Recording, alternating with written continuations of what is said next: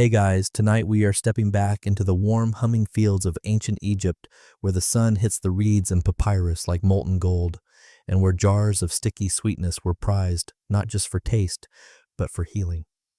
You hear the faint buzzing already, don't you? The steady drone of bees gathering nectar from desert blossoms, weaving their invisible paths across the Nile's edge.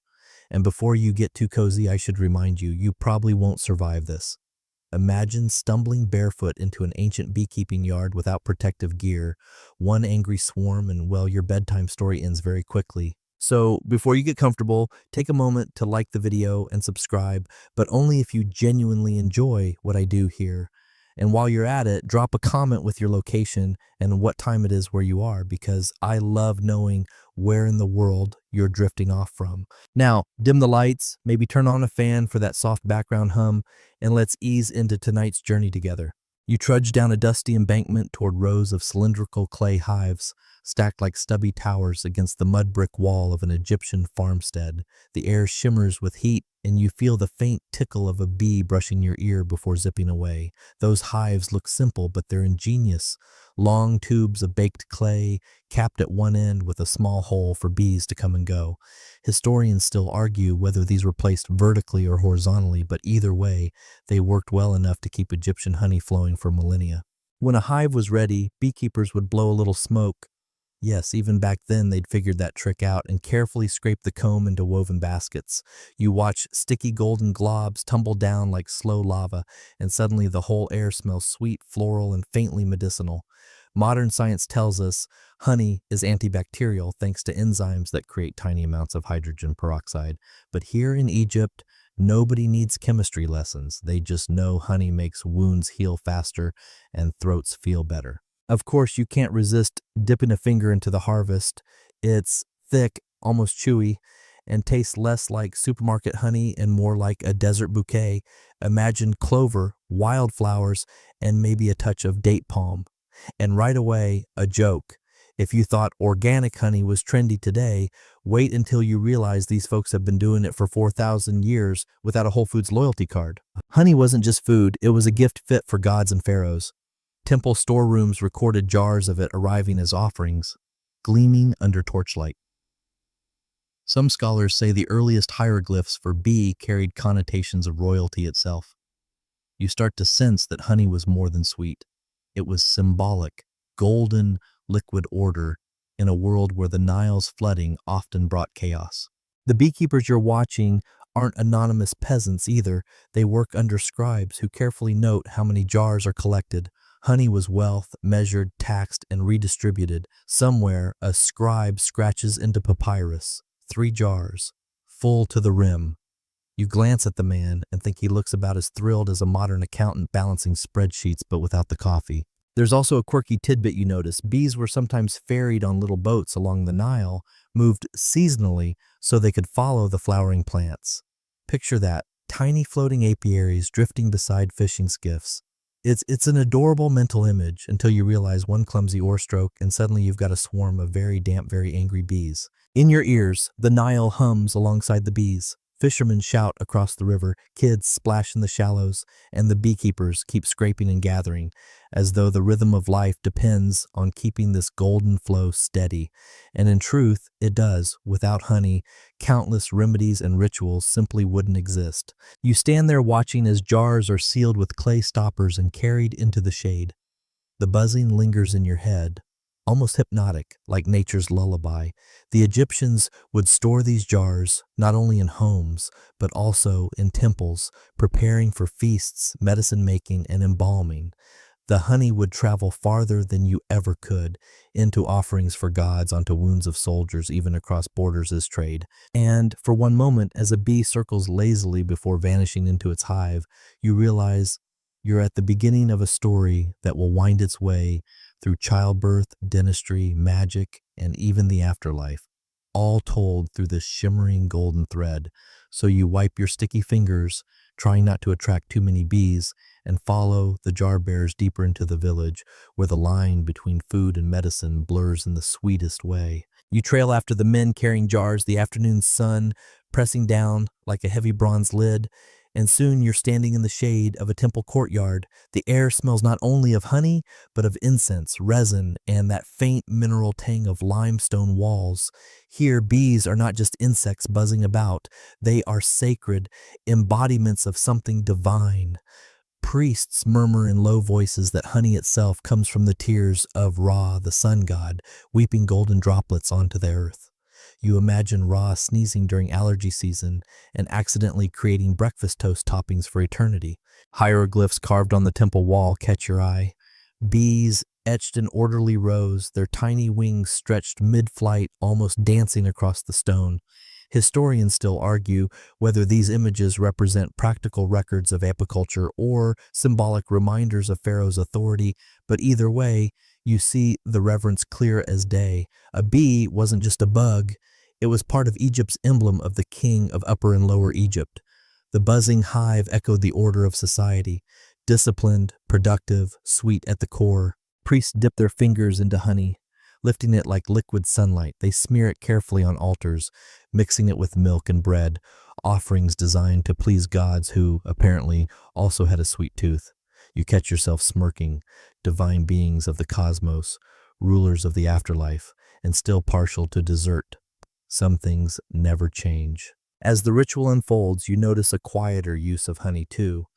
A priest whispers a blessing and dots honey on a sick child's lips, hoping both Ra's tears and the sticky antibacterial properties will soothe the boy's fever. It's a double-pronged belief, faith in divine magic and faith in the tangible power of honey. Modern studies would back that up. It really does inhibit bacteria. So in a way, the gods and science happen to agree, at least on this sticky subject. And because Egypt is nothing without a bit of mystery, you overhear another claim. Honey mixed with sacred oils could help the soul navigate the perilous afterlife.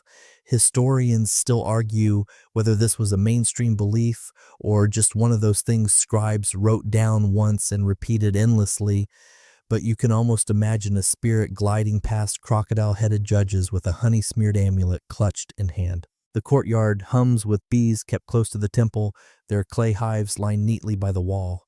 You hear the faint thud of a drum, smell the incense thickening, and watch as honey cakes are placed before a towering statue of Hathor, goddess of love and joy.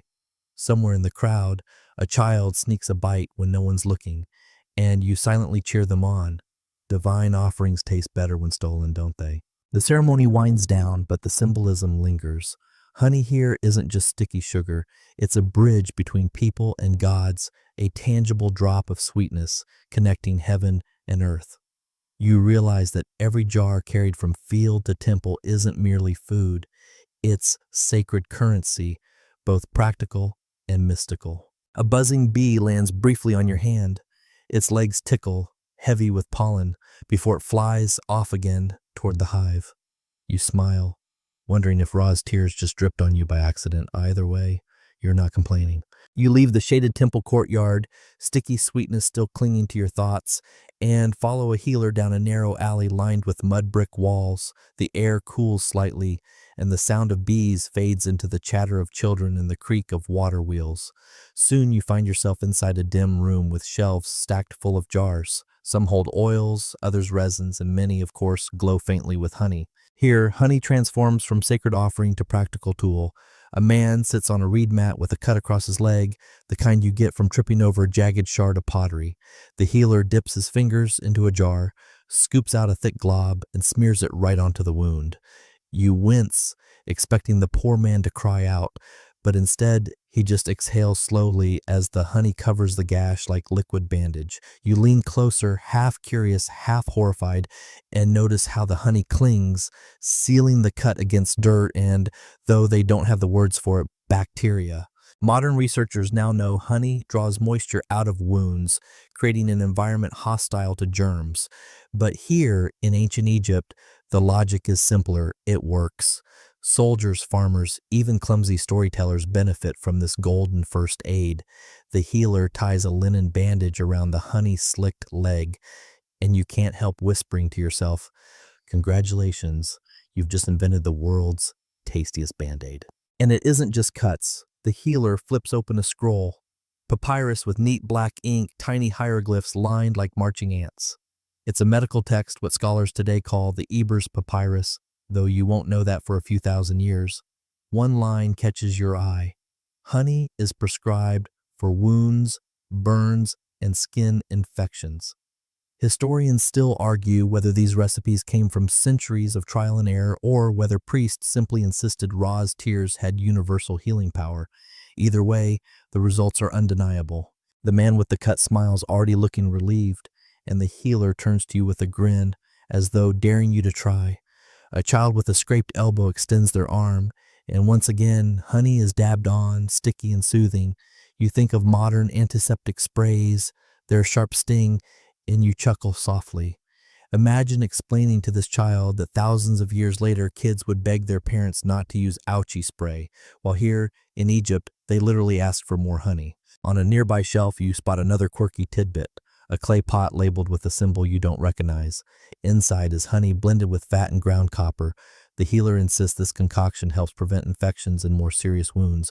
You don't argue, you just silently admire the creativity, and maybe worry just a little about copper poisoning. The room smells rich and sweet, but also earthy, smoky, and a little sour from fermenting herbs. Beeswax candles flicker on the walls, their light reflecting off honey jars. It feels both clinical and cozy, like a strange mashup between a doctor's office and your grandmother's kitchen. You notice your own hands trembling slightly, a sticky smear still drying on your knuckles from when you helped hold the bandage. Maybe you're just imagining it, but it feels like the honey's working some kind of subtle magic, pulling you deeper into the story, anchoring you in this moment where healing is as simple as sweetness. And then, just as you're about to relax completely, the healer mutters something about needing fresh honey for tomorrow's patients. He gestures for you to follow him back out into the hot daylight. You realize you're about to be dragged along for more sticky adventures, because this is only the beginning of Egypt's long love affair with honey as medicine. You shuffle along behind the healer again, sun stabbing down like molten spears, and soon you're back among the storage jars, but this time it isn't about slapping honey on wounds, it's about mixing, brewing, concocting. The room you enter is half kitchen, half laboratory. Clay pots, bronze bowls, and wooden stirrers line the benches, each sticky with traces of past experiments. The air is thick with smells, sweet honey, sharp herbs, smoky resin, even a faint fishy tang you'd rather not identify. The healer hums softly as he lifts a jar of honey and pours a slow golden ribbon into a mortar. The sound of it sliding down is almost hypnotic, like syrupy rain. He sprinkles in ground coriander, then adds a pinch of frankincense powder. You lean closer, nose twitching. The mixture smells strange but oddly comforting. "This one's for coughs, Kixti," he explains, though his tone suggests he doesn't particularly care if you believe him. Historians still argue whether these honey herb blends were meant to target specific ailments or whether they worked more as catch-all tonics. Some recipes seem oddly precise, while others feel like the healer just tossed in whatever was lying around. You can imagine the trial and error. Did that batch cure your stomachache or just make you dance funny in the street? He stirs slowly, then tips the paste into a small jar, corking it with beeswax. Beside it sit other jars labeled with neat hieroglyphs: honey with thyme for chest infections, honey with garlic for worms, honey with fig pulp to ease constipation. You're tempted to joke that this looks suspiciously like a medieval smoothie bar, except instead of kale and almond milk, you're served garlic and sticky sweetness. One jar, however, grabs your attention immediately. It's honey blended with crushed dates and opium poppy. The healer grins slyly and says it makes sleep easier. You nod, pretending not to be intrigued. After all, your whole audience is here precisely to drift into slumber. But maybe let's not hand out poppy honey shots just yet. You watch as apprentices scurry about, refilling jars, grinding herbs with stone pestles, and fanning the smoky coals that warm certain mixtures. The space is busy but not frantic, more like a steady rhythm, like bees themselves, each person moving with purpose. The honey acts as the unifying base, a binder of medicine, a sweet disguise for bitterness, and a preservative to keep herbs viable in the desert heat. On one shelf sits a clay tablet with a faint recipe scratched in: honey and natron for burns. You frown, imagining salty mineral powder stirred into honey and smeared on scorched skin, may be effective, may be painful. Historians still argue whether some of these prescriptions actually healed or whether they just offered psychological comfort, but you can't deny the persistence. These recipes show up again and again across papyri, centuries apart. You pick up a small bronze spoon, its handle sticky from use. The healer beckons you to dip it into a jar. You do, and the taste nearly knocks you sideways. Honey laced with ground myrrh. Bitter and sweet at once, it clings to your tongue. You cough, the healer laughs, and you suddenly feel like you've just taken the world's oldest cough syrup shot. The space hums like a hive, each jar a little cell of possibility buzzing with potential cures.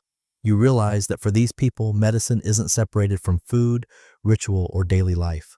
Everything blends together in sticky harmony, and with every jar sealed, the healer secures another drop of rose-golden tears for tomorrow's patients. You duck your head beneath a reed curtain and step into another chamber, cooler and quieter than the last.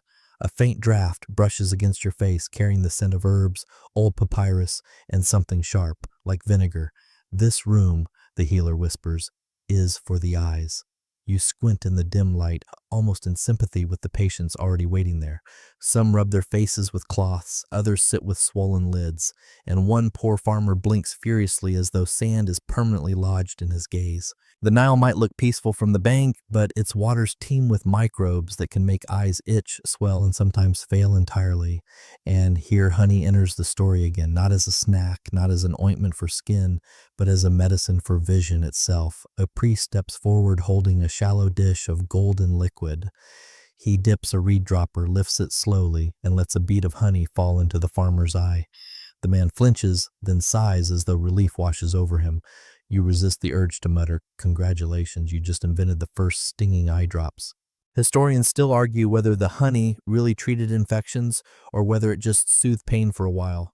Some papyri describe Eye of Horus salves, mixtures of honey, ochre, and sometimes even copper salts.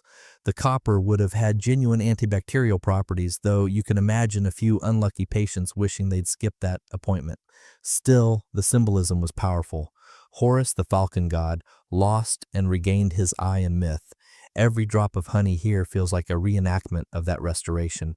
You lean closer, watching another mixture being prepared. Honey blended with ground antimony, a mineral the Egyptians used as eyeliner. The result looks like dark syrup smeared gently around the rims of the eye. On one hand, it's makeup. On the other, it doubles as protection from glare and perhaps even from flies carrying disease. Imagine a modern optometrist handing you mascara as your prescription, applied generously twice a day. A small boy whimpers while his mother strokes his hair.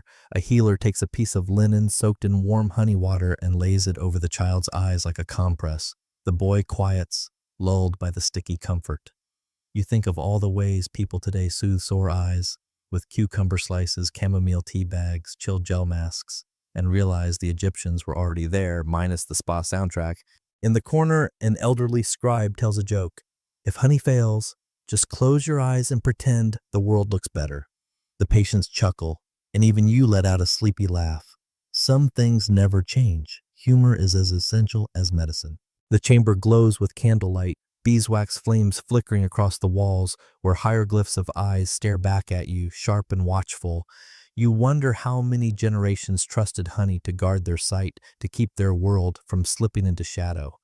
And as another dropper drips into another eye, you realize you're watching more than medicine. You're watching hope suspended in golden liquid clinging to vision itself. The healer waves you into another room, warmer this time, filled with the quiet moans and soft cries of women in labor. The scent is unmistakable.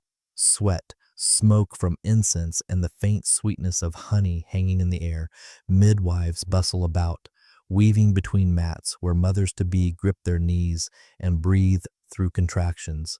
Their movements are brisk but calm, like women who have done this 1,000 times and will do it 1,000 more. You crouch near one midwife as she dips a strip of linen into a bowl of honey water. She wrings it out and lays it gently across a woman's lower belly, murmuring words of comfort. You can't help but lean in, curious as the sticky cloth cools against her skin. Honey here is not just for wounds or eyes. It is soothing, cleansing, and somehow symbolic. The midwife explains that honey calms irritation, eases the pain, and keeps infection away after birth. You nod, silently thinking, nature's epidural, minus the beeping machines. Historians still argue whether honey in childbirth was mainly ritual, medicine, or both.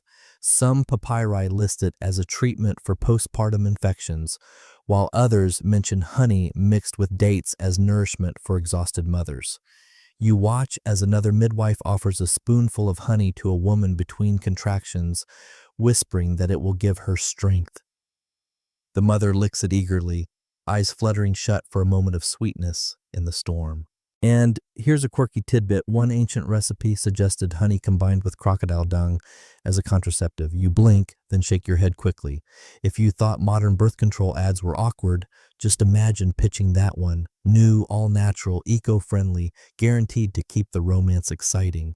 Needless to say, you're glad tonight's story skips that demonstration. The room hums with rhythm, women's breathing, midwives chanting, the occasional cry of a newborn piercing through. Honey jars sit nearby, ready for whatever emergency arises.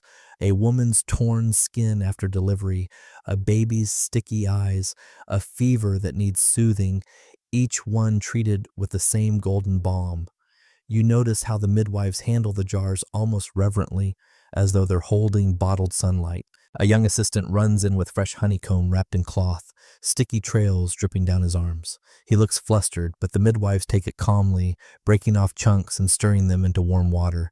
The mixture smells sharp and sweet, like herbal tea sweetened with flowers. One mother sips it, sighs, and leans back, the tension in her shoulders softening. You realize you've stumbled into one of the oldest partnerships between humans and honey, the fragile moment of birth. Honey isn't just medicine here, it's comfort, energy, even a touch of hope in the middle of pain.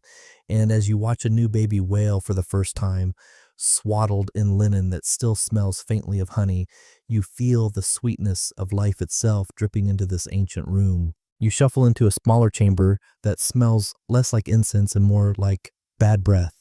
The healer laughs softly, gesturing toward a group of patients clutching their jaws, wincing with every bite. Welcome to the ancient Egyptian dentist's corner, where honey once again makes its sticky entrance. You sit beside a man with a swollen cheek, his teeth worn down by years of chewing gritty bread. Egyptian flour was ground with stone, and tiny particles of quartz and sand often ended up in the dough. Imagine munching toast laced with sandpaper 3 times a day. It's no wonder their teeth crumbled like sandstone cliffs. The healer prepares a mixture, honey stirred with ground barley and herbs. He packs it carefully into the man's aching molar, smearing the excess across his gums. The patient winces, then relaxes as the sweetness coats the pain. You resist the urge to joke. Congratulations, you've just invented ancient Egyptian bubble gum. Historians still argue whether honey was used to numb pain, fight infection, or simply disguise foul taste in these concoctions. Some papyri prescribe honey mixed with powdered green copper to pack into cavities. Others mention honey with figs or dates to soothe loose teeth. The results were temporary, but in a world without Novocaine, temporary was a gift. One quirky tidbit makes you chuckle. Some texts suggest honey was combined with donkey's milk as a mouthwash. You imagine spitting that out into a clay basin and wonder if people really believed their breath smelled better afterward. Spoiler, it probably didn't. The healer turns to another patient, a young woman with bleeding gums. He dips a reed brush into honey and rubs it along her teeth, humming as though polishing pearls. You glance at her and think she looks oddly pleased, perhaps just from the sweetness. Compared to sharp tools or foul-tasting pastes, honey brushing probably felt like spa treatment. The room echoes with groans, sighs of relief, and the sticky sound of honey jars being opened and closed. You notice the shelves lined with linen strips, ready to wrap swollen jaws, and with pestles coated in dried honey herb mixtures. The air is thick, heavy with sugar, but also oddly soothing, like a candy shop masquerading as a dentist's office. A scribe leans in and whispers a joke, honey for the mouth, honey for the tongue, honey for every excuse to avoid the drill. You chuckle, realizing how lucky you are not to face ancient dentistry yourself. Though, to be fair, if the choice is between honey and modern anesthesia, well, you'll take the anesthesia. As you leave, you see patients spitting into clay bowls, sticky smiles slowly forming despite their swollen jaws. Honey might not fix everything, but at least it gave them comfort and a taste of sweetness to balance the bitterness of pain. The air changes as you step into another courtyard, this time filled not with patients groaning about teeth, but with laughter and the earthy, yeasty aroma brewing. Jars bubble softly, reeds sway in the breeze, and the unmistakable smell of fermentation hits you square in the nose. Yes, the Egyptians are brewing beer, and once again, honey sneaks into the recipe. You watch a woman crush barley with a wooden pestle, adding water until the mash looks like porridge. Into this thick mixture, she drizzles honey, golden rivers seeping through the grain. She stirs it with her hands, sticky and sweet, humming a tune that makes you think she's been doing this all her life.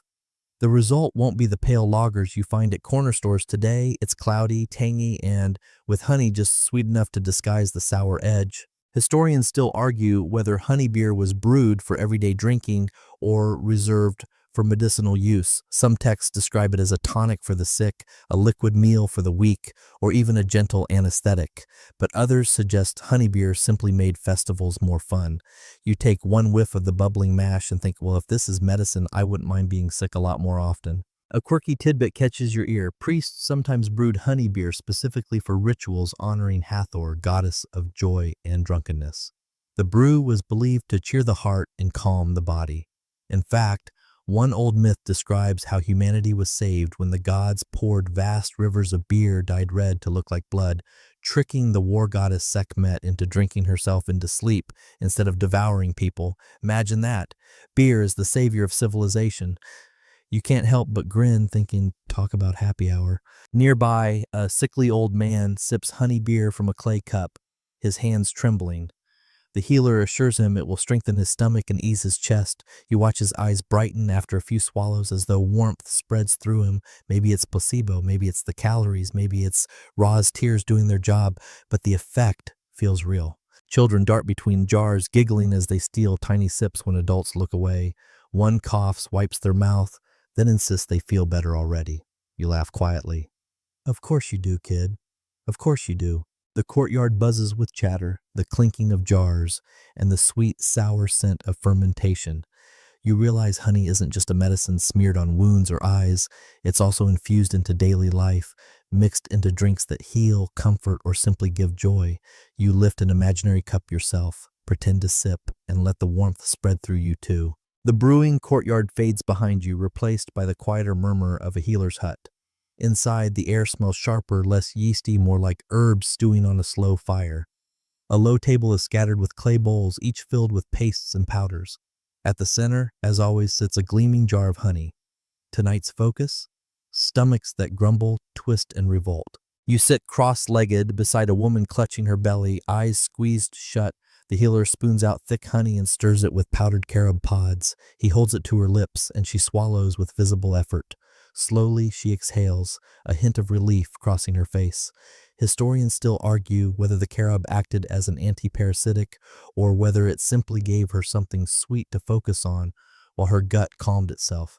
Either way, the honey carried the medicine into her body, coating her throat, softening the bitterness. Another patient steps forward, a skinny boy with sunken cheeks. The healer mixes honey with crushed garlic and offers it in a small spoon. You gag a little just imagining the taste. The boy swallows, grimacing, then gulps water. Supposedly, this honey-garlic blend chases worms from the belly. Quirky, absolutely. Effective, well, historians still argue, but you don't envy the poor worms who suddenly find themselves living in a garlic honey swamp. A third recipe catches your eye, honey stirred with warm milk to soothe constipation. The healer chuckles, telling the boy's mother, "This one will get things moving by sunrise," and you raise your eyebrows. Who needs prune juice when you have ancient Egypt's golden solution? And then comes the most curious case, a nobleman staggering in claiming the heat of the stomach. His face is flushed, his robe clings with sweat. The healer calmly stirs honey into a mix with willow bark. You recognize the bark. It contains salicin, a natural precursor to aspirin. So here you are, watching the Egyptians invent Pepto-Bismol meets aspirin syrup thousands of years early. The hut grows thick with scents, garlic, herbs, smoke, sweetness. Patients groan, sip, and burp quietly into their palms. Some stagger out, lighter, others curl on mats waiting for relief. One apprentice scribbles notes on papyrus, careful to record every jar used. Maybe one day these notes will become part of the medical texts future historians argue over. You lean back against the wall, stomach rumbling faintly as if in sympathy.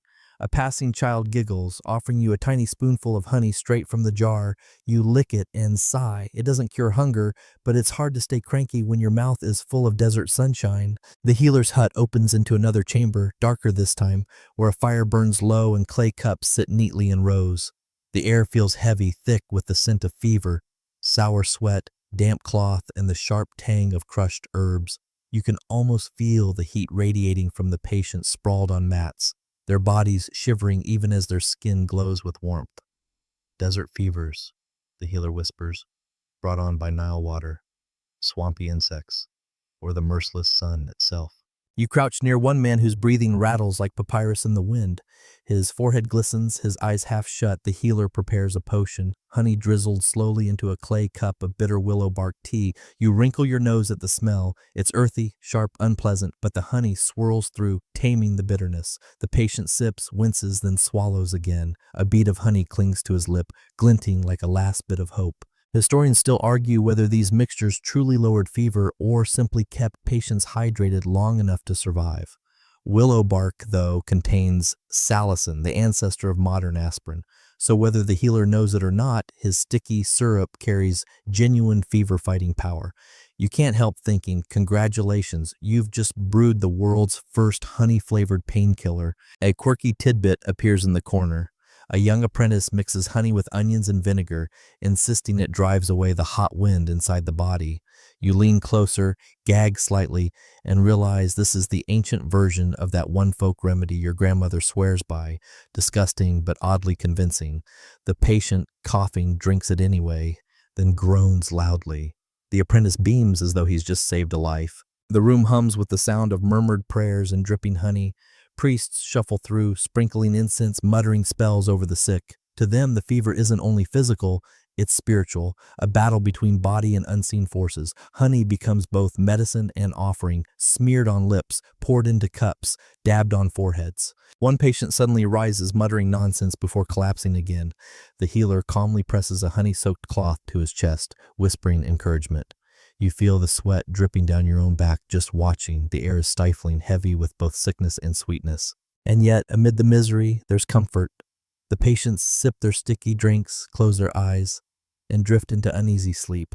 You realize honey here isn't just a healer, it's a pacifier, a small reminder of sweetness in the middle of suffering. Outside, you hear the faint buzzing of bees again, as though they're circling endlessly around this ancient experiment in healing.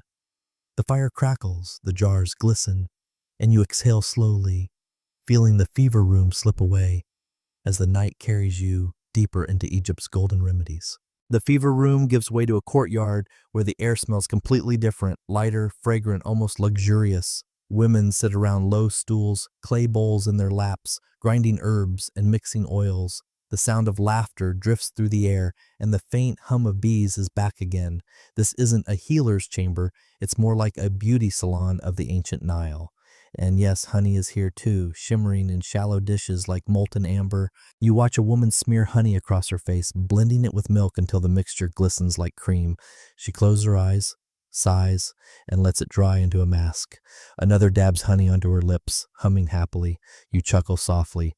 Thousands of years before TikTok skincare routines, Egyptian women were already doing honey facials, no hashtags required. Historians still argue whether these cosmetic recipes were mainly for health, ritual, or vanity.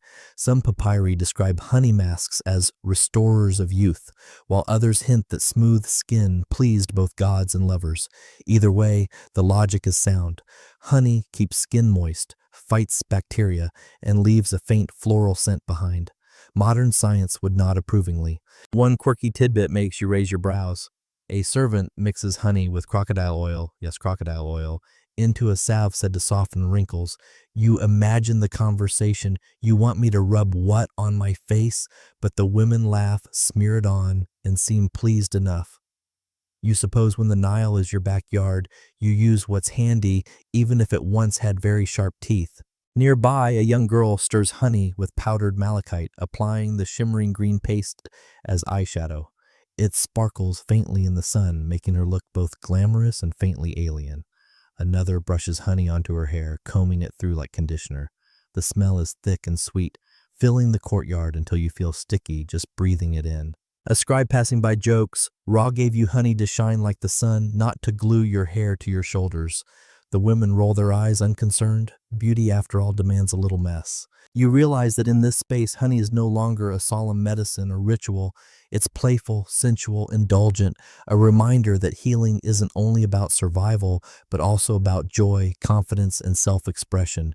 You breathe in the honeyed air, watching faces glisten under golden masks, and can't help but think, maybe this is the sweetest spa treatment in history. The courtyard fades, and you're led into a darker, cooler chamber where the air is heavy with resin and silence. Here, honey takes on a role that feels more solemn, almost eerie. You glance around and realize this isn't a hospital or a beauty space. It's a preparation room for the dead. Jars line the walls, their lids sealed with wax. Linen bandages rest in neat rolls, and the sharp, bittersweet smell of natron salts lingers in the air. At the center lies a body, pale and still, already half wrapped in linen. Priests in leopard skin cloaks move with slow precision, chanting under their breath. One dips a brush into a mixture of honey and resin, then paints it across the linen like glue. The cloth darkens, stiffening slightly as it dries. You shiver, realizing honey here isn't just healing. It's preserving, guarding flesh against decay. Historians still argue how widespread honey was in embalming. Some claim it was reserved for elites, while others insist it was a common addition to resin paste. Either way, the symbolism is clear. Honey, eternal and incorruptible, was meant to keep the body sweet, safe, and pleasing to the gods. In a land obsessed with the afterlife, a jar of honey was as valuable as a jar of gold. A quirky tidbit catches your attention. A jar labeled for small animals. The priest explains that even pets buried with their owners were sometimes embalmed with honey. Cats, dogs, even sacred ibises were daubed with it, wrapped carefully for eternity. You blink, trying not to imagine a sticky, honey-coated cat. Eternal devotion apparently came with a glaze. The chamber hums with ritual. Priests smear honey on amulets before tucking them under the wrappings. They drizzle it into the mouth of the corpse, as a final offering, a sweet farewell. You can almost hear the whisper, carry Ra's tears into the next life. The smell is intense, sweet, smoky, mineral, cloying. You feel your throat tighten, not from fear, but from the heavy air. Candles flicker against jars, their golden glow echoing the color of honey itself. For a moment, you think of all the lives honey has touched, soothing wounds, easing fevers, adorning faces, and now preserving bodies for eternity. You glance once more at the wrapped figure, honey glistening faintly on the linen, and you realize you're watching sweetness turned into immortality, a final gift from the bees, sealing the body against time itself. The embalming chamber fades, and you find yourself outdoors again, where the air is fresher, touched with the bray of donkeys and the chatter of children. Here, honey has a quieter but equally curious role, not for gods or kings, but for the animals who live side by side with humans. Cats stretch lazily in the shade, donkeys shuffle under loads of reeds, and even a half-grown monkey clings to a rope post. Life in Egypt buzzes as loudly as the hives themselves. A farmer kneels beside his donkey, gently lifting its leg to reveal a raw scrape. The wound looks angry, but the man simply scoops honey from a clay jar and smears it across the skin. The donkey flinches, ears twitching, then seems to calm as the sticky balm takes hold. The farmer ties a strip of linen around it, pats the animal's neck, and mutters something that sounds suspiciously like a lullaby. You grin. Ancient veterinary care comes with built-in bedtime songs. Historians still argue whether these animal remedies were formalized practices or just farmers improvising with whatever was handy. Some evidence suggests temple scribes kept lists of treatments for livestock, including honey, oils, and herbs. But it's equally possible that experience taught shepherds and farmers, honey heals me, so why not try it on the donkey? Nearby, a boy tends to a limping cat, its paw swollen from a bite. He dips it into a bowl of diluted honey, chuckling as the cat licks at the sweetness between complaints. You can't help but laugh softly, nature's antibiotic disguised as dessert. A quirky tidbit floats into your ear.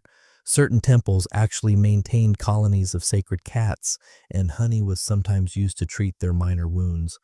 Imagine priests dabbing sticky poultices on dozens of impatient felines. That's devotion. Even birds aren't forgotten. A fisherman holds a wounded ibis, wrapping its wing with a honey-soaked bandage. To him, it's not just a bird, but a sacred creature of Thoth, the god of wisdom.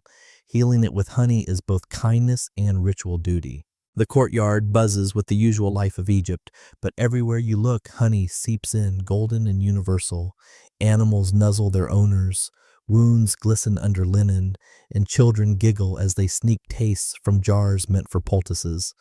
You feel an odd tenderness here, as if honey reminds Egyptians that health isn't just about human survival, but about caring for the creatures that share their world. You stand in the sun, watching a donkey's ears flick as it settles more comfortably on its healing leg, and you realize, even in the dust and sweat of everyday life, honey offers sweetness, not only for people, but for every living companion. You leave the courtyard of animals and step into a noisier space. The clang of bronze, the murmur of soldiers swapping stories, the faint metallic smell of blood mixing with the sweetness of honey. This is the barracks after battle, where men sit in rows, some laughing through pain, others nursing fresh wounds. At the center, jars of honey gleam beside rolls of linen like the day's most valuable spoils. A soldier sits with an arrow scratch along his arm. The healer dips a cloth into honey and presses it down. The man hisses, then exhales slowly, eyes closing as if the sting is more relief than pain. You watch the cloth darken, honey seeping into the wound, sealing it. Better than bleeding out, the soldier mutters, then grins. You mutter back, better than Neosporin, too. Historians still argue whether honey was standard issue for soldiers or simply used when available. Some papyri suggest whole recipes for battlefield salves, honey mixed with grease and resin, packed into wounds before wrapping. Others hint at improvisation, soldiers begging farmers for jars after skirmishes. Either way, honey became a soldier's invisible shield, second only to bronze. A quirky tidbit makes you smirk. Some texts say wounds were packed with honey, then covered with fresh meat before bandaging. You stare at one unlucky soldier enduring this treatment and whisper, "Congratulations, you're basically a kebab." The man groans, the healer shrugs, and you wonder whether bees ever follow the smell of raw meat to the battlefield. All around you, men clutch honey-streaked bandages. Some laugh, toasting each other with cups of beer, bragging that their scars will outshine the pharaoh's jewelry. Others lie quiet, drifting into sleep, their breathing steadied by the sticky balm sealing their wounds. The smell is overpowering, sweat, iron, smoke, and sweetness clashing together. The flickering torchlight catches jars of honey, like tiny suns scattered across the barracks. And despite the groans, the curses, and the weary sighs, there's comfort in knowing the same golden liquid that sweetens feasts also staunches blood. You step back, heart heavy, but mind oddly calmed. Honey is medicine, shield, and salve all at once. And in this room of hardened fighters, it's the gentlest thing keeping them alive. The barracks fade behind you, replaced by the scratch of reeds on papyrus and the stern gaze of a scribe hunched over his desk. This space smells different, ink, dust, and the faint sweetness of sealed jars stacked neatly against the wall. Here, honey is not a bandage or a potion, it is currency. The scribe dips his reed pen, muttering numbers aloud. He marks each entry with care. 3 jars of honey from the beekeeper of Heliopolis, 2 jars from the temple fields, 10 jars owed by the farmer near Memphis. The list grows longer, ink drying in sharp, black strokes. You realize honey isn't only medicine and food, it's a taxable good, recorded like grain or cattle. You peer over his shoulder and chuckle. The man looks exactly like a modern accountant, except without a calculator, a coffee cup, or a single smile. Historians still argue whether honey was always taxed in kind, or whether it sometimes served as tribute in special circumstances. What is clear, the pharaoh's treasury didn't just want gold, it wanted sweetness. A farmer arrives, leading a donkey with baskets hanging from its sides. The jars clink as they're unloaded, sticky drips glistening in the sun. The scribe inspects them carefully, even dipping a reed to taste. Satisfied, he nods and marks the payment. You can't help but think of modern tax collectors. Imagine if you could pay off your debts with jars of honey instead of money. Sweet, literally. A quirky tidbit emerges from the scrolls. Some temple workers were actually paid in honey, not much, but enough to make life feel richer. Priests also recorded jars of honey as offerings owed to gods, ensuring divine accounts stayed balanced. Bureaucracy, it seems, has always had a sweet tooth. The room grows hotter, filled with the smell of drying ink and faint honey musk. Outside, more donkeys shuffle in, their baskets clattering, their ears flicking at flies. The scribe continues writing, his face expressionless. But you sense the weight of every jar. Honey isn't just medicine, it's wealth, tribute, and obligation. You glance back at the tall stacks, each sealed with clay and stamped with marks of ownership. To you, they're jars of sweetness. To the pharaoh, they're proof of power, golden tiers of raw, gathered, measured, and controlled. You step out from the scribe's office into the glare, and the world has become a moving market of legs and hooves and clinking jars. A line of donkeys stretches along the road like beads on a string, each animal swaying under panniers packed with sealed honey and wax. The jar rims shine where the clay is thinned, and every so often a slow golden drip escapes, catching dust and sunlight in the same breath. The caravan leader raises a staff carved with a little bee at the tip, a cheerful reminder that this trip, like so many in Egypt, is powered by tiny wings and patient sweetness. You fall in with the drivers, your sandals kicking up chalky puffs, and begin the long tramp south toward Nubia. The road keeps to the river when it can because the Nile is Egypt's highway and heartbeat. Barges move in tandem with the caravan, sails fat with the northerly breeze that kindly blows you home while the current carries you south. You remember from that first morning with the clay hives how beekeepers sometimes ferried whole hives to chase flowers. Now the scale is bigger. Jars of honey glide upriver, jars glide downriver, and scribes at each town tally the sweetness like priests counting prayers. A boatman winks and says this is the only cargo that makes the deck smell better at noon than at dawn. On land, the rhythm is different. Step, jingle, snort, swat. Drivers hum, donkeys complain, and someone always has a reed flute to keep spirits up. Midday brings an organized chaos of shade-making, palm mats thrown over poles, jars tucked into cool sand, linen soaked and draped. The caravan master checks seals one by one, pressing a thumbnail into wax to be sure nothing was tampered with. Historians still argue whether honey was frequently adulterated with date syrup or molasses on these journeys, but the suspicion is old enough that even your caravan friends tell stories about clever traders and sticky fingers. One man grins and says he can smell watered honey from 10 paces. You tell him that's just his imagination. He insists it's a talent. Either way, your nose is learning new tricks. As the miles slip by, the landscape opens. Wide river, tight belt of green, then the brown ribs of the desert. You spot outposts where officials stamp clay lumps over jar cords, leaving bee and palace marks impressed like little suns. For the pharaoh, a guard says, softening when you offer him a honey cake. He takes a bite and instantly looks less official. Power tastes better with crumbs on your tunic. Quirky tidbit.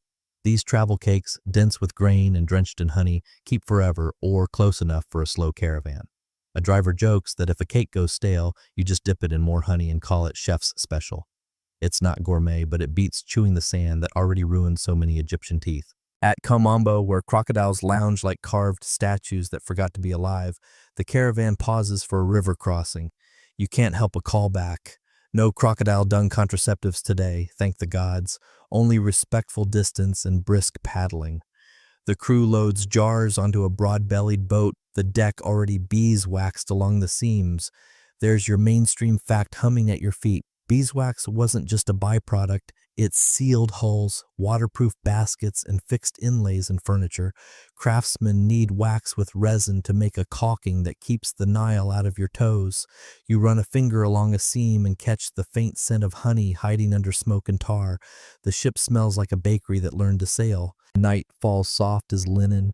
You camp under a sky that feels close enough to press, and the caravan becomes a town in miniature. Cook fires, low conversation, a few lullabies for the donkeys who pretend not to need them. Someone passes a cup of honeyed beer and you take a cautious sip.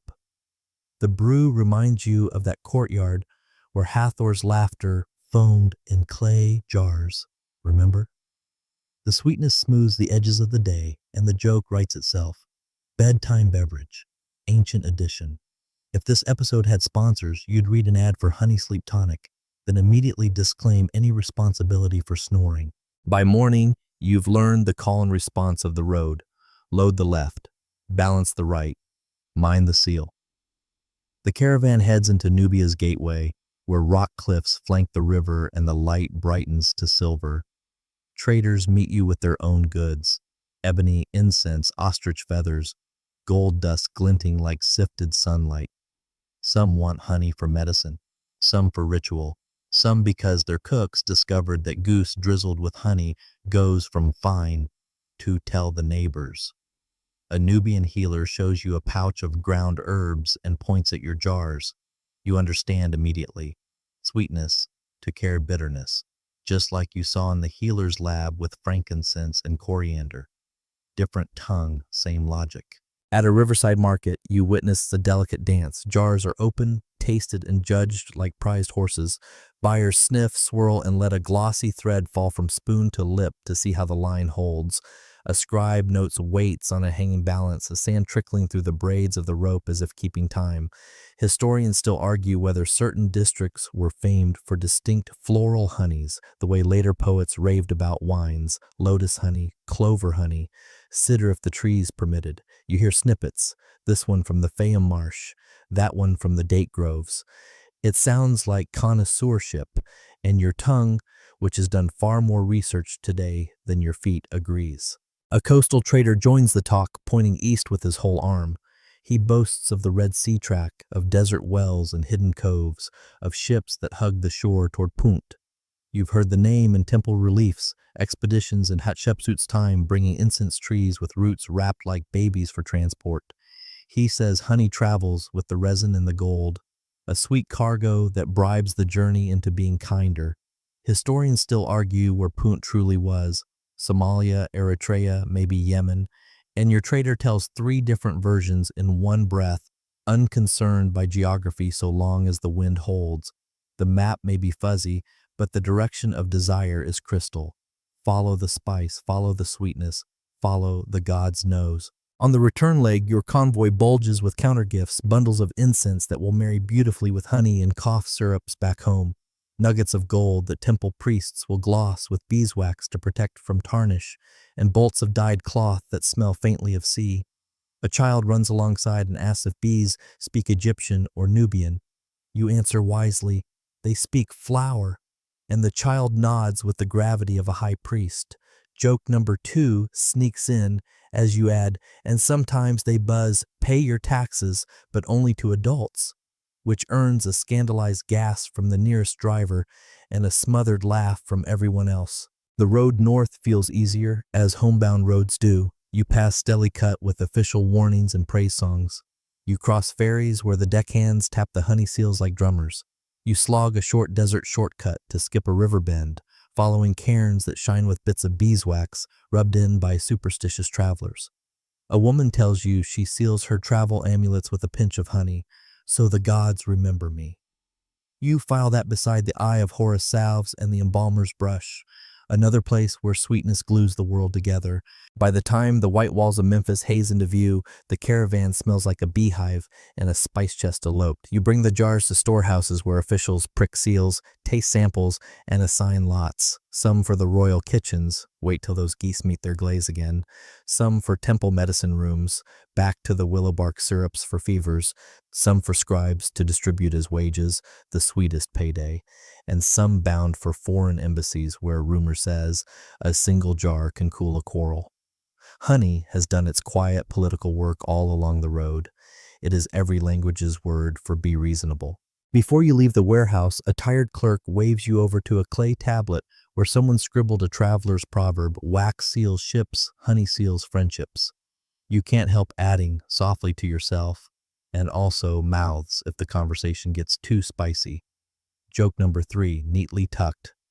Then you step back into the day, and the bees of memory catch up with you: the healing rooms, the midwife's hands, the eye drops, the soldier's bandages, the beauty masks, the embalmer's brush. All of it traveled somehow along the same currents as you did: river wind, donkey pace, human promise. And as the sun leans west and gives the Nile its molten edge, you realize the trade routes aren't lines on sand or waves on water. They're arteries pulsing with sweetness that feeds a civilization's medicine, ritual, appetite, and diplomacy.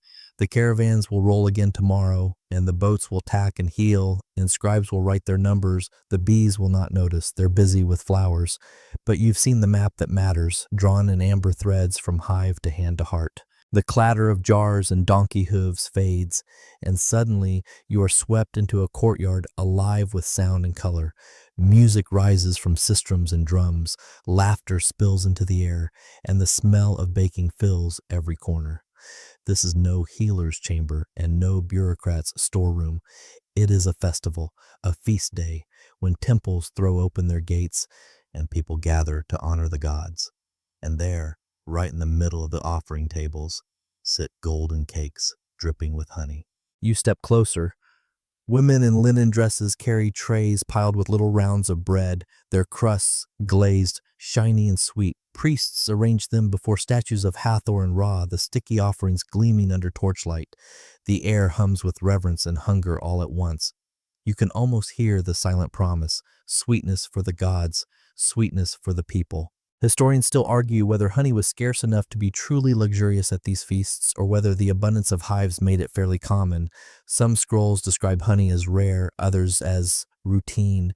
Tonight it feels abundant. Trays of honey cakes vanish into eager hands, children sneak extra portions, and priests themselves nibble crumbs when they think no one is watching. A quirky tidbit drifts your way. Some festivals featured beer brewed not only with barley but with extra honey, making the drink richer, sweeter, and dangerously easy to overindulge in.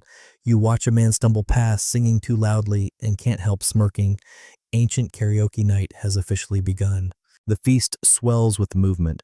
Dancers whirl, their bracelets jingling, while servers carry bowls of fruit drizzled with honey. Grapes glisten, figs shine like jewels, and dates collapse under syrupy coats. Even roasted meats are brushed with honey, sizzling in the firelight until the skin crackles and pops. You bite your lip, suddenly craving Egyptian barbecue you'll never get to taste. As the night deepens, the offerings are shared. Priests distribute cakes to the crowd, ensuring everyone takes part in the sweetness. Children's faces glow, mouths sticky, hands reaching for more. You watch the gods receive their share, the people theirs, and you realize honey is more than food or medicine here. It's communion. It binds the divine and the mortal, the sacred and the everyday in one golden thread. The music softens, the fires burn low, and you sit back, honey still clinging to your fingertips. Festivals, you realize, were as much about healing spirits as about worshiping gods. And what better medicine for the soul than a cake dripping with sweetness under the stars? The festival fires fade, and the night grows quieter, though not less intriguing. You drift into a dim courtyard where couples linger in shadowy corners, voices hushed, laughter soft. The scent of wine drifts in the air, dark, heavy, and unmistakably sweetened.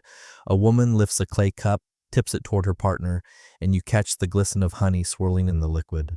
Tonight, the golden medicine of Ra's tears is not for wounds or fevers. It's for love. You sit on a low wall, watching the ritual of courtship unfold. Honey slips into wine as a charm, a gesture, a little promise of sweetness. Lovers murmur that honey keeps the heart warm, the body eager, and the night long. Historians still argue whether these aphrodisiac claims were based on genuine effects or simply the universal appeal of sugar and alcohol, but you can't deny the power of the moment. Every sip feels like a toast to intimacy. One quirky tidbit makes you snort quietly. Some old recipes recommend mixing honey with ground lettuce seeds as a romantic tonic. Lettuce, not your idea of passion food unless you're particularly aroused by salad. Yet here a young man whispers earnestly to his beloved, handing her a honey-laced cup with lettuce seeds floating like confetti. She giggles, drinks, and kisses him anyway. Maybe the trick works after all. In another corner, an older couple shares figs stuffed with honey and nuts. They laugh softly, clearly past the stage of lettuce seed experiments, and simply enjoy the sweetness together. You can't help but smile. Romance isn't always grand. Sometimes it's just sticky fingers shared in the moonlight. The air buzzes gently, not with bees now, but with murmured affection, the low thrum of hearts leaning closer. Honey here is less about science, more about charm, a symbol of sweetness offered, a bribe for love, a quiet promise whispered against the rim of a cup. You lean back, listening to the soft laughter and clink of cups. Somewhere nearby, someone begins to sing, voice drifting like honey over wine, smooth, slow, and a little drowsy. And you think to yourself, perhaps love has always been this simple, a little wine, a little sweetness, and someone willing to share both under the stars. The whispers of lovers fade into the night, and you wander onward until you find yourself beneath the shadow of a small shrine. The air smells sharp with incense and faintly sweet with honey, and the murmur here isn't laughter, it's chanting. Priests stand in a circle, their linen robes gleaming pale, their hands moving in deliberate gestures. In the center, on a low altar, sit bowls filled with honey. Filled. One priest dips a finger, smears the honey across a carved amulet, and murmurs a spell. He tucks the amulet into a pouch, ties it with string, and sets it aside for a waiting family. The honey, he explains, seals the magic inside, holding the blessing close to the body. You realize honey here is not just medicine, but magic glue, fastening charms to faith.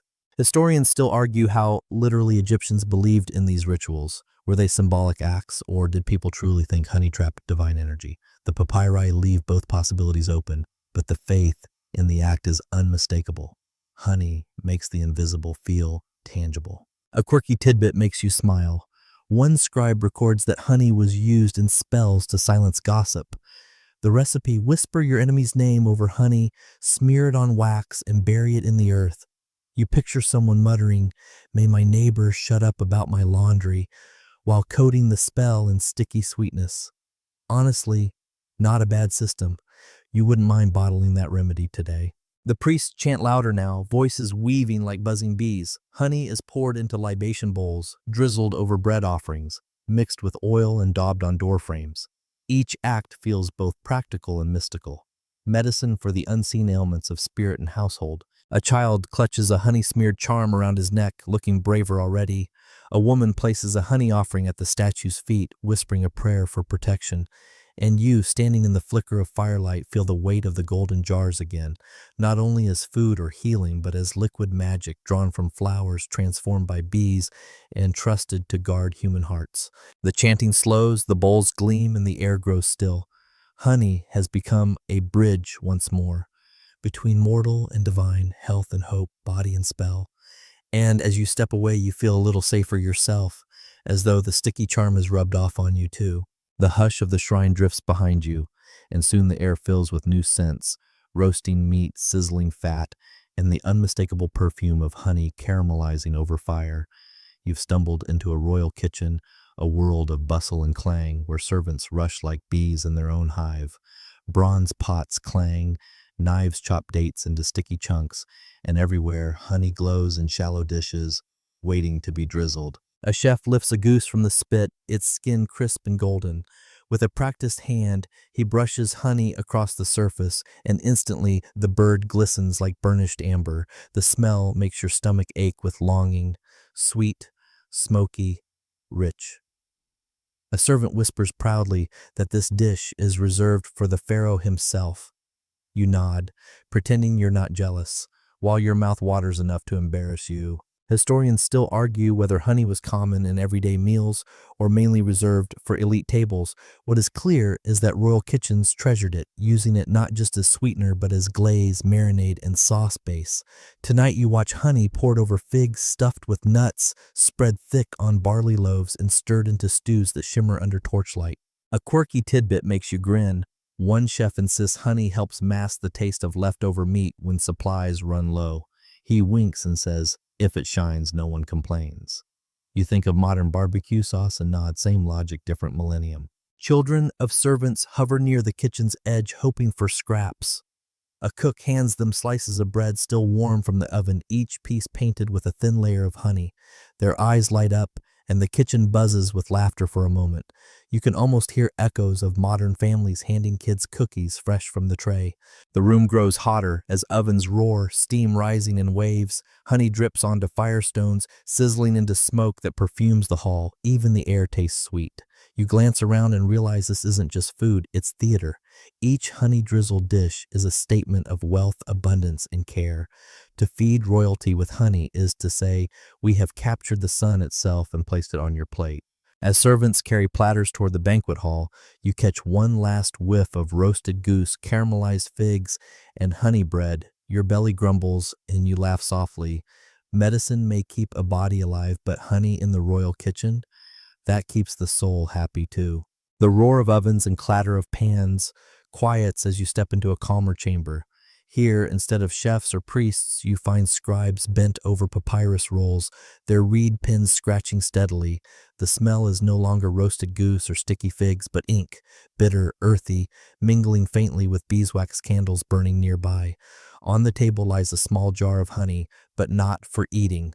Tonight, honey is metaphor. One scribe lifts his head, eyes tired, and reads aloud the line he's just penned. Words of wisdom are sweet like honey on the tongue. His companions nod, murmuring approval, and you realize honey has entered the Egyptian literary world as a symbol for knowledge, comfort, and lasting memory. The comparison feels natural. Just as honey lingers on the palate, so too do wise words linger in the mind. Historians still argue how widespread such literary metaphors were, whether honey was a common poetic image or a treasure reserved for exalted phrases. Surviving papyri suggests both. Sometimes honey is casual, sometimes lofty, but always sticky enough to hold attention. A quirky tidbit makes you smile. One fragment compares gossip to sour beer, but praises truthful speech as honey unspoiled. Imagine school teachers today marking essays. Your introduction was honey, but your conclusion was definitely sour beer. You chuckle under your breath. The scribes continue dipping pens, writing proverbs, teaching apprentices. A young student copies slowly, tongue sticking out in concentration, tracing each glyph with reverence. The phrase he practices again and again, pleasant speech is more enduring than honey. You tilt your head, amused by the irony. His frustrated muttering is anything but pleasant, but one day he'll get it. The chamber hums softly with the rhythm of writing. Candles flicker, shadows bend across scrolls, and the jar of honey gleams quietly in the lamplight. You sense that for these men, honey is no longer medicine or payment or feast. It's philosophy. Sweetness turned into symbol, nourishment turned into metaphor. You lean closer, peeking at a fresh line drawing on papyrus. The bee gathers, the scribe records. Both leave sweetness behind. And in that moment, you realize words and honey share the same destiny, to be savored, remembered, and passed along one drop or one line at a time. The quiet scratch of reed pens fades as you wander into the bustle of a noble's courtyard. Lanterns swing from poles, laughter ripples across the marble floor, and the air is perfumed with wine, incense, and roasted meats. Tonight isn't about scribes or priests, it's about politics. And in Egypt, even politics has a taste for honey. You watch as a nobleman greets a rival with exaggerated warmth, presenting him with a sealed jar. The wax glistens under torchlight, stamped with the mark of a wealthy estate. The rival smiles, cracks the seal, dips a finger, and tastes. His grin widens, sticky sweetness coating his lips. You catch the murmur, sweetness to smooth bitterness. And there it is, honey as diplomacy. Historians still argue how formal this practice was. Some records suggest honey was part of tribute systems, while others hint it was a polite bribe tucked between gifts of linen and gold. Either way, the message is simple. Jars of honey carry more than medicine. They carry goodwill. One quirky tidbit drifts your way, a story of a dispute settled with 10 jars of honey and a promise of silence. You laugh softly. Imagine courtrooms today. Instead of lawsuits, just deliver dessert. Case closed, Your Honor. He brought baklava. The feast continues. Servants pour honeyed wine, brush roasts with glaze, and offer guests bowls of candied dates. Politics here tastes sweet, at least on the surface. Behind the laughter, you sense the tension. Alliances glued with sugar, rivalries softened by syrup. Words may sting, but honey blunts the edges long enough for deals to be struck. A noble woman passes by, whispering to her companion that a sweet gift binds the tongue more tightly than chains. You file that away. It fits perfectly with the gossip-stopping charms you heard about earlier. Honey isn't only for healing wounds of flesh, it heals wounds of pride too. As the night stretches on, the jars pile higher on the gift table, golden, glowing, sticky testaments to peace, or at least the illusion of it. And as you slip away, you can't help but smile. In politics, as in medicine, honey has always been the easiest way to make something bitter go down. The noble courtyard fades, and the air grows cooler, quieter. You find yourself standing at the threshold of a library, rows of papyrus scrolls, jars of ink, and shelves of clay tablets. Yet the voices here are not Egyptian alone. Foreign scholars murmur in Greek, their cloaks draped loosely, their eyes scanning Egyptian texts by lamplight. The world has shifted, and honey, like so much else, is being reinterpreted. A Greek physician unrolls a papyrus, tracing lines with his finger. He nods, then scribbles notes in his own language. You catch fragments, meliti, the Greek word for honey. He mutters comparisons to Hippocratic texts, intrigued by how Egyptians prescribed honey for wounds, eyes, stomachs. He plans to blend this wisdom into his own practice. Historians still argue whether Greek medicine truly absorbed Egyptian honey lore directly, or whether both traditions discovered similar remedies independently. The truth probably dripped slowly, like honey itself, shared, borrowed, adapted. Nearby, an Egyptian scribe looks weary, watching these foreigners annotate his ancestors' knowledge. He whispers to you, "They come to learn, but they will claim they invented it." You sigh, recognizing the timeless pattern of knowledge flowing across borders, sometimes credited, sometimes forgotten. A quirky tidbit makes you grin. One Greek scholar writes that honey, when mixed with vinegar, is perfect for sore throats. You chuckle. Modern grandmothers still swear by that concoction. Another Greek insists honey prolongs life, pointing to bees' apparent tirelessness. His student looks skeptical, but dutifully writes it down. The room smells of ink, wax, and faint sweetness. Scrolls whisper under careful hands. Honey here is no longer just Egyptian medicine or ritual, it is global currency of knowledge. A bridge between Nile and Aegean, a golden thread stitched into the tapestry of Mediterranean healing. You glance at the shelves, imagining jars of honey traveling alongside scrolls, both vessels of wisdom, both sticky with meaning. And as you leave the library, you realize you've stepped into a new chapter. Honey's story no longer belongs solely to Egypt. It has begun to drift, like bees themselves, far beyond the desert's edge. The murmur of Greek physicians fades, and you wander into silence. Vast, wind-swept silence. The library's lamplight is replaced by moonlight reflecting on endless dunes. You are no longer among scribes and healers, but among ruins. Broken mud brick walls jut from the sand like ribs, and scattered pottery sherds crunch under your sandals. The smell is dry, ancient, dustier than parchment. Somewhere beneath your feet, whole papyri once lay, recipes, charms, stories, now swallowed by time. You kneel and brush sand from a shard of clay, once sealing a jar.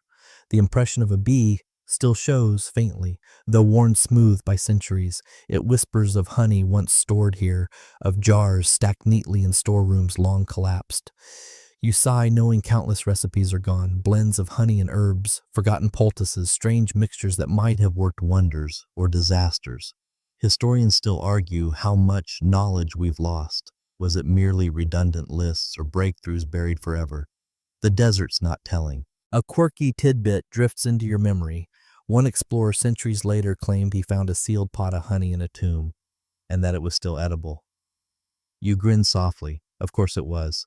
Honey, eternal and incorruptible, waiting for a curious finger thousands of years late. Imagine the taste. Sunlight from a forgotten dynasty melting on a modern tongue. The wind whistles across the ruins. You spot a toppled column carved with the faint hieroglyphs. May your days be sweet. The irony stings. The people are gone. Their cities crumbled, but their wish lingers in stone. Sweetness for the living, sweetness for the dead. You rise and gaze across the desert, stars shimmering above like grains of sugar scattered across black linen. Somewhere out there, hidden in the sand, are scrolls that once listed honey for burns, for childbirth, for love, for feasts, recipes sealed in darkness, their papyrus fibers chewed by time. And yet, even without them, you've traced enough to know honey's role. It was healer, charm, food, offering, and friend. The ruins fall silent again. The night pressing in, you tuck the memory of the bee seal into your heart and walk on, carrying the sweetness forward where the papyrus could not. Dawn dust glows in the air as you follow the memory of those jars toward your own century, your own pantry, your own bedside spoon. Somewhere between the humming hives and the ruined storerooms, you realize the path has never really broken, only bent. Healers, midwives, cooks, and priests handed sweetness to scribes and traders, who passed it to scholars and neighbors, who tucked it into recipes that survived on tongues when papyrus failed. You carry that thread now, stepping from Nile light into kitchen lamplight, where a jar of honey still waits as if it has been expecting you for 4,000 years. You unscrew a modern lid, the scent rises, floral, warm, faintly of sun. You think of the healer's room where coriander and frankincense swirled into sticky cough pastes. Today you stir honey into lemon tea and it feels like you've answered a very old call. Mainstream fact first, contemporary medicine acknowledges that certain unheated honeys can inhibit bacterial growth and soothe sore throats. Clinical guidelines even nod to honey as nighttime cough relief for children older than 1. It's not a miracle cure, but it's not just folklore either. You sip and the liquid unknots your chest with the same gentle logic the Egyptians trusted. Sweetness carries, coats, persuades. On your counter sits a small beeswax salve, oils folded into wax that melts under your fingers. You remember how ship seams shone with wax at Com Ombo, and how soldiers' bandages clung where linen met honey. You dab the salve on a nick from opening a stubborn package and grin at the clumsy anachronism. You've basically given yourself a very polite modern version of a barracks dressing, minus the raw meat kebab experiment. You are still not signing up for that, thank you. Historians still argue whether those meat and honey poultices did anything beyond sealing out dust. Your bathroom cabinet votes for no, your appetite votes for absolutely not, and your sense of humor votes for please don't attract neighborhood cats. You flip through a cookbook and pause at glazed carrots, at roast chicken lacquered with honey, at figs folded around nuts, echoes of royal kitchens where goose turned bronze under a honey brush. A home cook's trick slips into your head: honey to balance acidity, a drop to round sharp vinegar, a drizzle to kiss bitterness until it behaves. You laugh softly. Politics once used the same trick, handing jars across courtyards to sweeten grudges. It turns out palates and parties both welcome a little glaze. Somewhere, a noble woman's proverb comes back to you: a sweet gift binds the tongue more tightly than chains. In your century, it's called dessert diplomacy. Your mind drifts to eyes, the dark chamber with warm compresses, the eye of Horus salves, the soft brush of antimony and honey.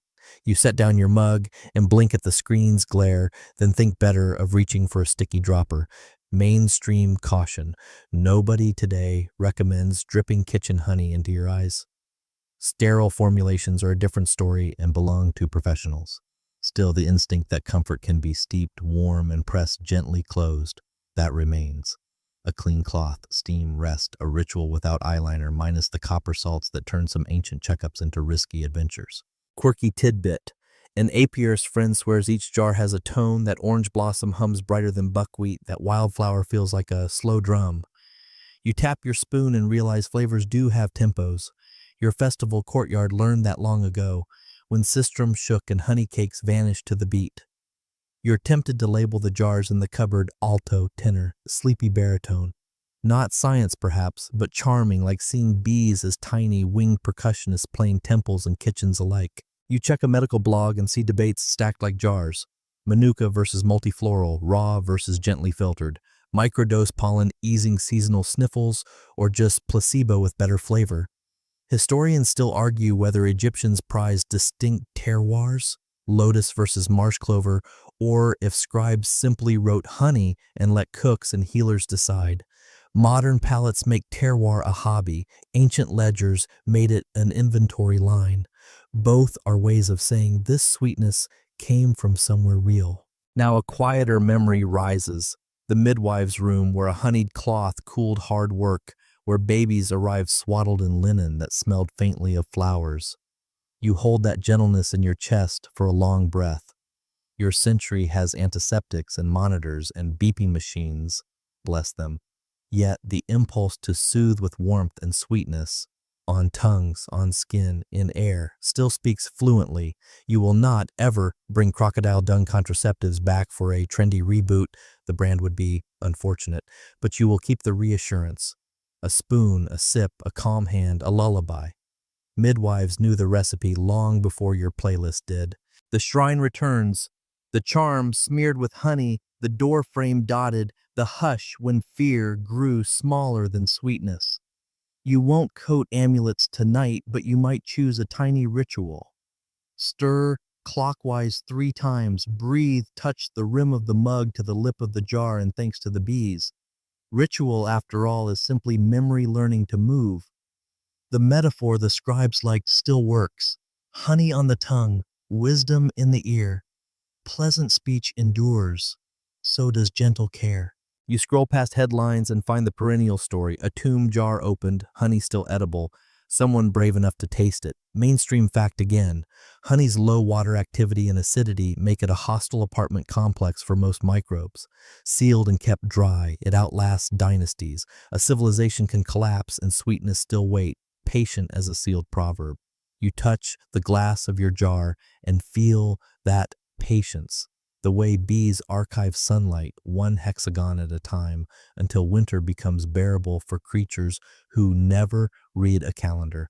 And so the echoes linger into modern herbal practice: cough syrups that list honey right on the label, wound dressings impregnated with medical-grade honey, throat lozenges branded with blossoms, skincare that repeats in sleek fonts what courtyard laughter decided under the old sun. Historians still argue how direct the line is from Ebers to ER, from Hathor's feast to your holiday glaze. You decide the line is less a wire and more a river, meandering, pooling, evaporating, raining, returning. The Nile taught you that shape already. You put the lid back on the jar and catch your reflection in its curve, a traveler coated in the thinnest film of old sweetness. The story has stuck to you, as honey does, on fingers, on memory, on the quiet part of your voice that knows how to slow down. If your throat feels easier, your breath longer, your mind less inclined to buzz itself into corners, perhaps that is medicine too, the kind that tastes good, requires gentleness, and asks you to keep a spoon near the kettle. Later, when you drift toward sleep, you'll remember the beekeepers moving hives by boat, the sun gods and their tears, the soldier shyly lifting his bandage, the scribe comparing words to sweetness, the noble disguising peace in a jar, the healer with coriander dust on his fingers, the midwife with a patient hand, the embalmer painting immortality in slow strokes. You will remember that a civilization is a hive and a collection of small kindnesses, that medicine can be a flavor, that history sometimes needs only a spoon. And you will swear you hear very faintly a chorus of wings outside your window, promising that tomorrow the flowers will open again. Let the road hush now. Let the jars rest cool in the shade, their wax untroubled, their sweetness unspilled. Let the river slow to a ribbon, silver and quiet, moving only as much as it must. You've walked a long way in soft sandals, and the dust has settled on your ankles. It will brush away in sleep as softly as someone who knows you well. The rooms grow gentle in memory, the healer's bench, the midwife's whisper, the kitchen fire dimming to a steady glow. Linen folds itself smooth, reed pens dry, the last bee of evening makes its unhurried figure 8 and finds its doorway without asking for light. Everything that needed to be carried has been carried. Everything that needed to be named has been named. There is no hurry left. Breathe in the faint sweetness that lingers, something floral, something warm, something that always meant kindness. Picture a honey thread falling from a spoon, unbroken, and let your thoughts follow it down until they settle. If a worry lifts its head, brush it with a fingertip and give it a place to rest. If a thought crackles like a torch, lower the wick, let the room take it in, soften it to an ember that warms and does not burn. Now the river is nearly still, the fields fold back their green, the stones cool under the moon. You are safe inside this quiet, wrapped in the soft echo of stories that were told to help the night arrive. Sweetness was never only a taste, it was a pace, a way to move more slowly past the day. Keep that pace, keep that gentleness. In a moment the hive will hum like distant rain, and sleep will find you the way bees find home, by a path they have always known. Close your eyes. That's enough.